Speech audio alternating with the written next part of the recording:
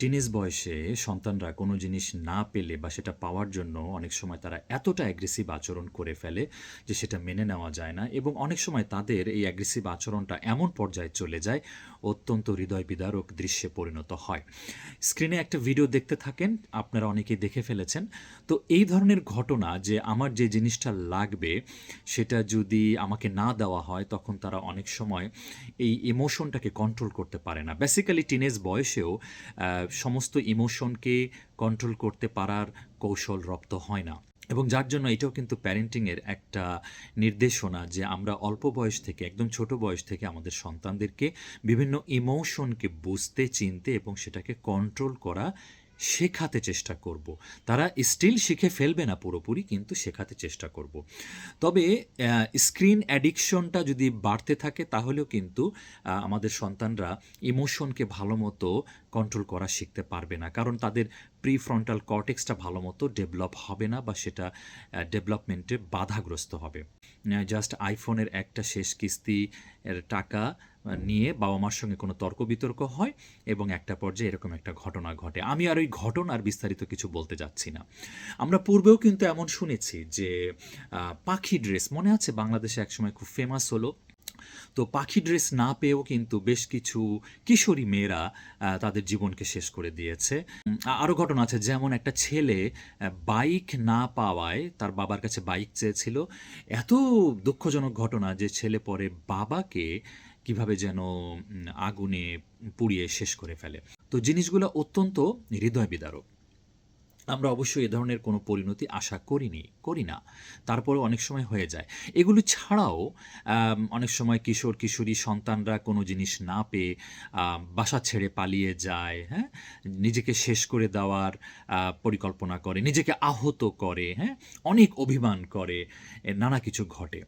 তো আসলে এগুলি প্রতিহত করার কোনো উপায় কি আছে? প্রথমত আমি সবসময় বলে আসছি, আসলে দেখেন টিনেজ বয়সে যা কিছু করছে এগুলি সবই ইমিডিয়েটলি প্রতিহত করা যায় না। এগুলি কিওর করা বেশ কষ্টকর। যদি আমরা আমাদের সন্তানদের ছোটবেলা থেকে প্রিকশন নিতে থাকি তাহলে এগুলি তাদের টিনেজ বয়সে বা আরও যুবক বয়সে এগুলি ঘটবার সম্ভাবনা খুব কমে যায়। আমাদের যেটা খেয়াল রাখতে হবে যে মুসলিম হিসেবে আমাদের জীবনে একটা উদ্দেশ্য আছে, হ্যাঁ? সেই উদ্দেশ্যটা আমাদেরকেও যেমন বুঝতে হবে তেমনি আমাদের সন্তানদেরকেও ছোটবেলা থেকে নার্চারিং করতে হবে। আমাদের একজন মুসলিমের জীবনের উদ্দেশ্য এবং আমাদের পরিণতি, আমাদের শেষ গন্তব্য কোথায়। তো এটা নিয়ে আজকে আমি বেশি আলোচনা করব না। দ্বিতীয়ত আমরা যেটা করতে পারি, আমাদের সন্তানদেরকে না শুনবার অভ্যাস থাকতে হবে। তাই বলে এটা যেন অতিরিক্ত না হয়, অর্থাৎ আমরাও তাদের সাথে এতটা কৃপণতা করব না যে সব বিষয়ে আমরা শুধু না বলতে থাকবো, তা কিন্তু আমি বলছি না। কিন্তু আমাদের সন্তানরা যেন চাওয়া মাত্রই সব জিনিস না পেয়ে যায় এটা আমাদেরকে নিশ্চিত করতে হবে। ছোটবেলায় অনেক সময় তারা চিৎকার চেঁচামেচি করে, হামাগুড়ি দেয় কোনো জিনিস না দিলে কোনো জিনিস পাওয়ার জন্য।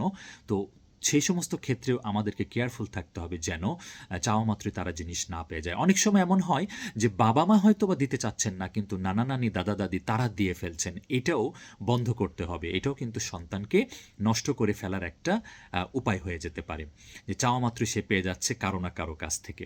সুতরাং তাদেরকে না শুনবার অভ্যাস থাকতে হবে। আরেকটি গুরুত্বপূর্ণ বিষয় হলো যেটাকে বলি 3R। এটা আমি 3R এর খুব ভক্ত। সেটা হচ্ছে যে রিপেয়ার, রিইউজ, রিসাইকেল। আমাদের কোনো জিনিস যদি নষ্ট হয়ে যায় সেটা ফেলে দিয়ে আমাকে নতুন কিনতে হবে, এই ধরনের ধ্যান ধারণা থেকে বের হয়ে আসতে হবে। সুতরাং আমাদের কোনো জিনিস নষ্ট হলে আমরা সেটা রিপেয়ার করব, রিইউজ করব, রিসাইকেল করব। ইনশাআল্লাহ ভবিষ্যতে এটা নিয়ে আমি ভিন্ন একটা টপিকে আপনাদের সামনে উপস্থিত হব। তো আমাদের সন্তানদেরকেও এই জিনিসগুলোতে অভ্যস্ত করাতে হবে, হ্যাঁ? যে স্কুলের ব্যাগের চেন নষ্ট হয়ে গেছে, এটার জন্য কি আমি পুরো ব্যাগটা ফেলে দিয়ে নতুন একটা ব্যাগ কিনবো? না, আমরা ওই চেনটাকে রিপেয়ার করব, তাকে নিয়েই রিপেয়ার করব। ওকে? এমনকি সে যদি এমন হয় যে তার ক্লাসমেটের একটা সুন্দর ব্যাগ দেখে এসে জিদ ধরলো যে আমারও ওই স্কুল ব্যাগটা লাগবেই লাগবে, তখন আমরা তাকে শেখাবো যে তুমি কি এটা চাও নাকি এটা তোমার দরকার। আমি পূর্বে কিন্তু বিলাসবহুল জীবন একটা ভিডিওতে এই বিষয়ে কথা বলেছিলাম। আমাদের সন্তানদেরকে শেখাতে হবে, do you want this or do you need this? Okay? সুতরাং তাকে এক্সপ্লেন করতে হবে কেন তার এটা দরকার। হুম? এবং এই যে এই ছোট বয়স থেকে একটা ডিসকাশনের সম্পর্ক, হ্যাঁ? মিটিং করার সম্পর্ক, কথা বলার সম্পর্ক। আজকাল কিন্তু অনেক টিনেজরা আসলে তারা কথাই বলতে চায় না। তারা কিন্তু কোনো মিটিং করতে চায় না। বাবা-মার সঙ্গে কথা বললেও চোখে চোখ রেখে কথা বলতে চায় না। স্ক্রিনের দিকে তাকিয়ে কথা বলছে। বডিটা অন্যদিকে ঘুরিয়ে কথা বলছে। এগুলো ছোটবেলা থেকে অভ্যাস করলে ইনশাআল্লাহ বড় হয়েও তারা এ ধরনের কাজ করবে না।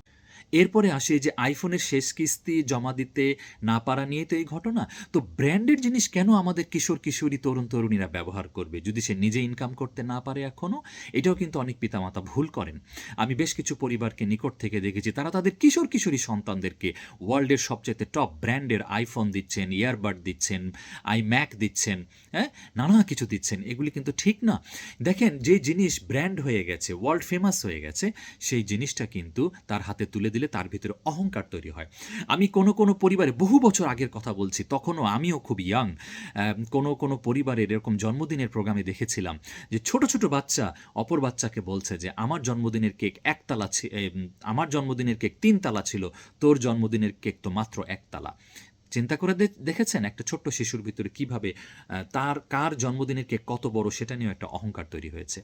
সুতরাং আমাদেরকে এইটা খেয়াল রাখতে হবে যে আমাদের সন্তানরা যেন জিনিসগুলো ইজিলি না পেয়ে যায়। যেমন যখন করোনা হয় আমার সন্তানকেও আমি তাদেরকে ট্যাব কিনে দিই ওয়ালটনের একটা এবং একটাই ট্যাব কিনে দিই। আমার কিন্তু সামর্থ্য ছিল দুজনকে দুটো কিনে দেওয়ার। কারণ তখন স্কুল বন্ধ হয়ে যায় অনলাইন ক্লাস করার জন্য। এমনকি পরবর্তীতে তারা যখন আরও হায়ার এডুকেশনে ঢোকে তাদের কম্পিউটারের প্রয়োজন হয়, ল্যাপটপে তাদের বিভিন্ন অ্যাসাইনমেন্ট করার জন্য, কাজ করার জন্য, ক্লাস করার জন্য।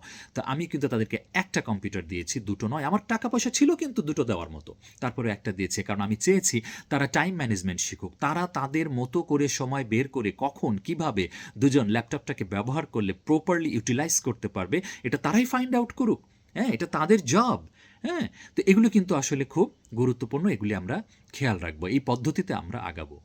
এরপরে আমরা আরও যেটা করতে পারি, তারা যদি এমন কিছু চায় যেটা আমি মনে করছি এখনই তাদেরকে দেওয়া উপযুক্ত সময় নয়, তাদেরকে আমরা একটা টাইম দিতে পারি এবং তাদেরকে কিছু টার্গেট দিতে পারি যে তুমি যদি এই কাজগুলি করো, এই কথাগুলি শোনো, এই টার্গেটটা যদি মিট আপ করতে পারো, আমি তোমাকে এটা অ্যাচিভ করতে সাহায্য করব। হতে পারে মনে করেন একটা জিনিস তার দরকার যেটা কিনতে ৫,০০০ টাকা লাগবে। আপনি তাকে বললেন তুমি যদি এই টার্গেটটা ফুলফিল করতে পারো, আমি তোমাকে ৩,০০০ টাকা দেবো। বাকি ২,০০০ টাকা তুমি তোমার বিভিন্ন সেভিংস থেকে জমাও। বিভিন্নভাবে তুমি এটাকে সংগ্রহ করো, জমাও, তারপরে তুমি এটা পাবা।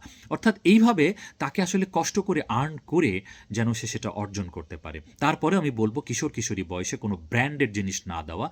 এতে তার বন্ধু মহলে তার একটা অহংকার তৈরি হবে। সে মধ্যমণি হওয়ার চেষ্টা করবে এবং এগুলিই কিন্তু মানুষের কিছু ভালো গুণাবলীকে নষ্ট করে দেয়। পরিশেষে আমরা আমাদের সন্তানদের জন্য অনেক দোয়া করব। রব্বি হাবলি মিনাস সলিহিন। দোয়ার কথা যেহেতু বলি, আমার সন্তানরা যখন একদম ছোট ছিল, ওদেরকে নিয়ে কোনো মার্কেটে যেতাম, আমি কিন্তু আগে থেকেই একটু প্রিকশন নিয়েছিলাম যে আমার মেয়ে দুটো তো বিভিন্ন খেলনাপাতি জিনিস দেখে চিৎকার চেঁচামেচি করতে পারে কোনো জিনিস চাওয়ার জন্য। আমি আল্লাহর কাছে বলতাম, আল্লাহ আমার মেয়ে দুটো যেন কোনো জিনিস দেখলে, পছন্দ করলে, ও যেন আমাকে সুন্দরভাবে বলে যে, আব্বু আমার এটা পছন্দ হয়েছে, আমি কি এটা পেতে পারি?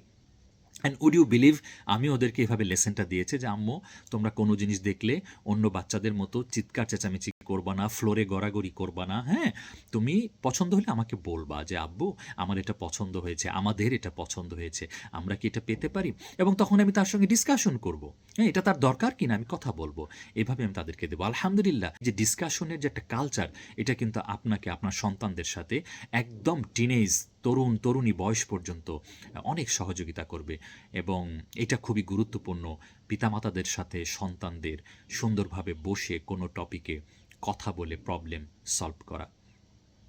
আসসালামু আলাইকুম ওয়া রাহমাতুল্লাহি ওয়া বারাকাতুহু।